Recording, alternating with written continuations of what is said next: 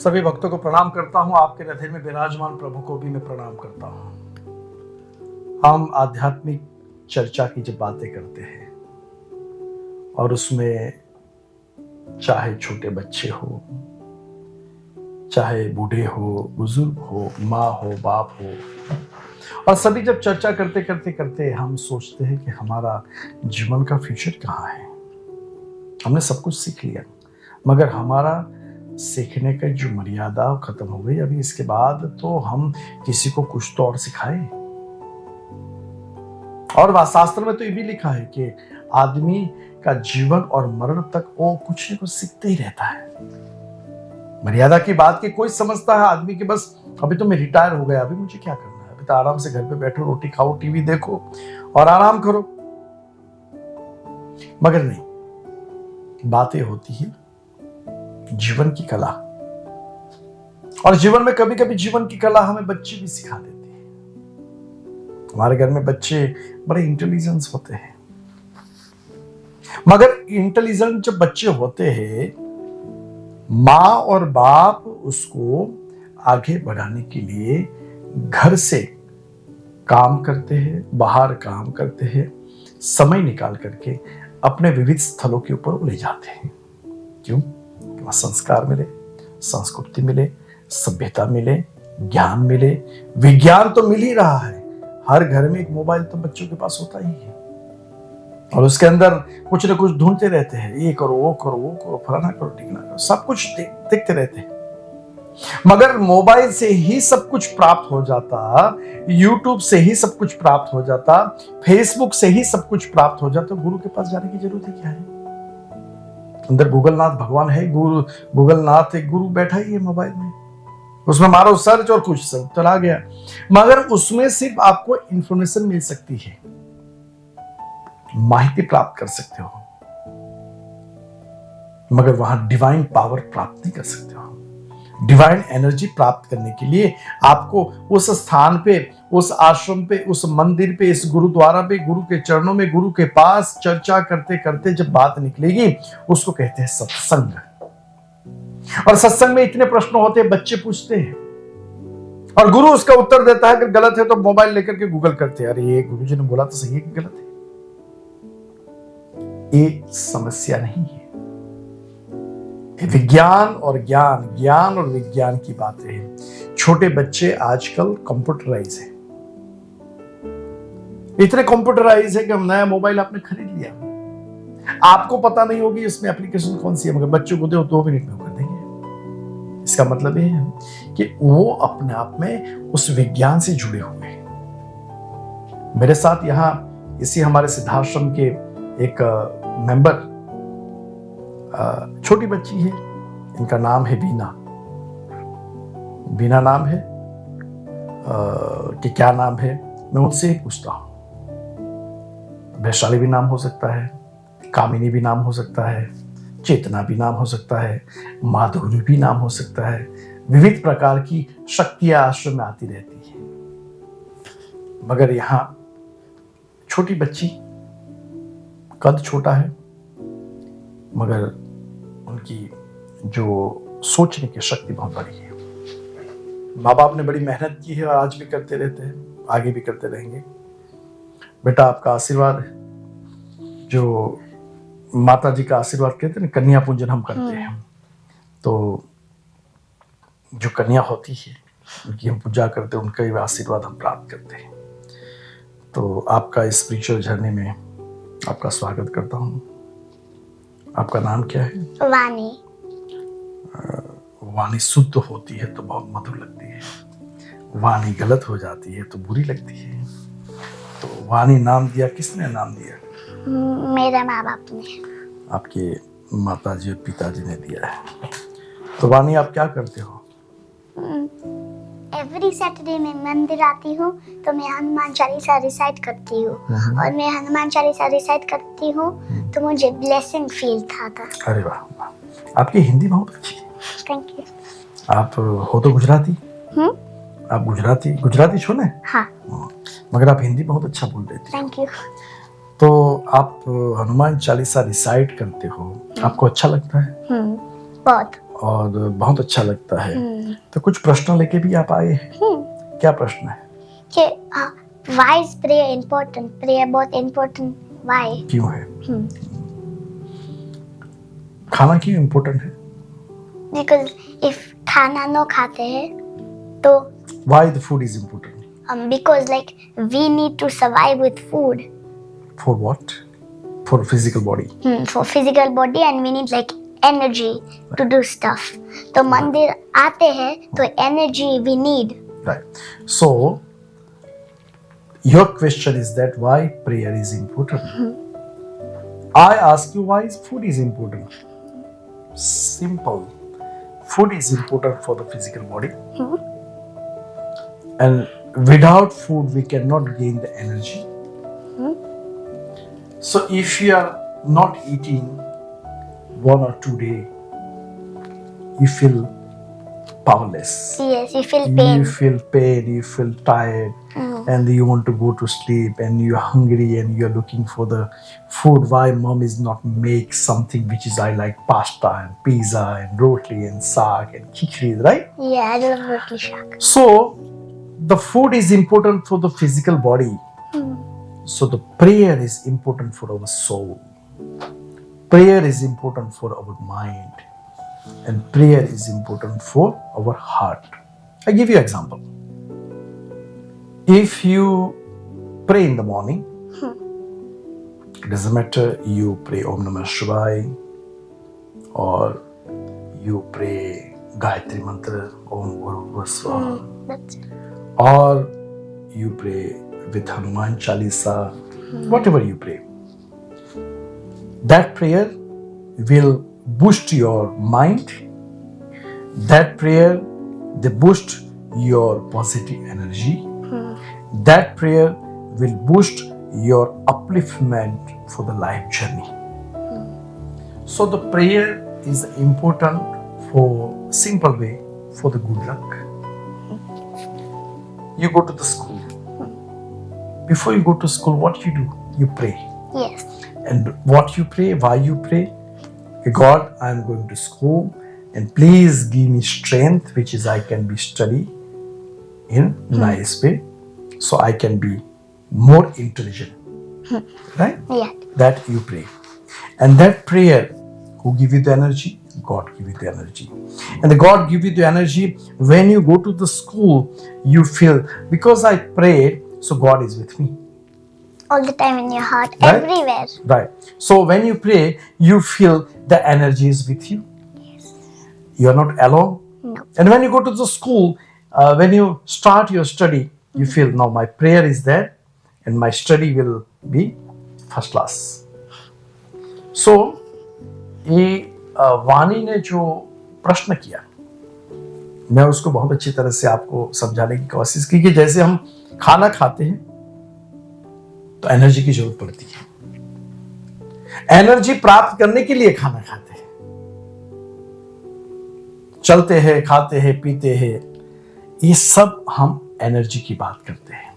वैसे ही जो ये टीवी के माध्यम से, चैनल के माध्यम से जो लोग देख रहे हैं, सुन रहे हैं, मैं इतना ही कहूंगा कि बिना भोजन, बिना खाना अगर आपके पास एनर्जी नहीं आ रही है तो बिना प्रेयर के आपके जीवन में आगे बढ़ने की एनर्जी कहां से आएगी? अगर आप मंदिर में जाकर के प्रेयर करो या घर पे प्रेयर करो, घर पे प्रेयर करोगे तो उतनी एनर्जी मिलेगी, मगर जब धर्म के स्थान के पास जाकर के प्रेयर करोगे तो वहां देवी देवता इतनी एनर्जी उसके अंदर होती है, उसके अंदर प्राण प्रतिष्ठा की शक्ति इतनी होती है कि वहां जाते ही मन शांत हो जाता है, हृदय को आनंद आता है, आदमी स्ट्रेस से निकल जाता है, डिप्रेशन से निकल जाता है। And Vani, because of that we want to come out from the stress, we want to come out from the depression, we want to be positive, and we want our face to be glow. We want And that's the positive reason. energy. Yes, and that's the reason the prayer is important, right? So what you have to do? You have to pray every day. Yes. Yeah. So morning when we wake up, you have to pray, and when we go to sleep, before go to sleep, we have to pray. So the prayer is important in both sides, in the morning and in the Night. evening before you go to sleep. So why you have to pray before you go to sleep? Because so when you pray before you go to sleep, in the night you get more like good thoughts, good dreams, and then when you wake up in the morning, it's important as well. Because when we brush our teeth in the morning and night, it's just the same, but we have to pray instead of brushing. So in the morning, when you pray, we gratitude to God. God, I was sleep very well, and now I wake up. Now I want to start my day. Now we have your blessings. Yes, and that's the reason the morning prayer is important, and the night prayer is important. Why? Because now we are going to sleep. The God, please give us a stress, give us a strength to remove the stress. Give us a strength, which is I will go to sleep peacefully, happily. In the morning, my day will start in beautiful way. So this is your question, and I hope you got the answer now. Yes. What is your next question? So Hanuman Chalisa, why is it important to Bhagwan? Hanuman Chalisa is important for us. Hanuman Chalisa is written by who? Do you know that? You know the Hanuman Chalisa by heart. Yes. So there is one name come in there, Tulsidas. Sada Hari Chera Kije Nath. Hriday Mahadeva. So Tulsidas is written by Tulsidas. Okay? Yep. So why is important for us? Because in the Hanuman Chalisa, there's all the beautiful work which is Hanumanji did during the journey of with Ram. And the Hanumanji was looking after Ramji, looking after Sitaji, Lakshmanji. During the forest, also, the Lakshmanji, he was on the coma. So the Hanumanji tried to bring the medicines, herbal medicines, and give it to Lakshmanji. So then Lakshman is come out from the coma. So Hanuman Chalisa is the only way which is people, they don't know even Sanskrit language. They don't know even, people don't know about any philosophy. So by heart they pray to Lord Hanuman Chalisa.